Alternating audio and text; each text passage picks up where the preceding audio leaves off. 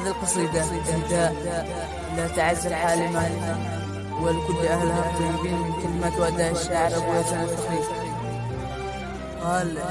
تعز بلادي أحبها، تعز العز والعز فيها من زمان، الكرم والجود في أهلها ما ينصف ولا حتى حنان، يكفيني من أنها شقت اسمي منها وخلتني أنعم في أمان، عقلي وقلبي وروحي في حبها أحبها يا ناس واسمع يا فلان.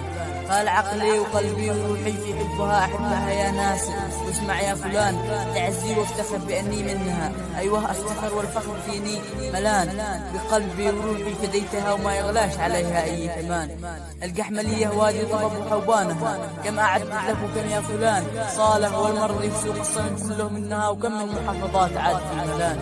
بير باشا والمقلية هي منها، ما عدتش منها إلا ثمان، بقلبي وروحي حطيتها والعيش فيها كرامة وأمان، مع احترامي لها ولكل أهلها وبكل فخر إن شاء الله مع مر الزمان. كرامة.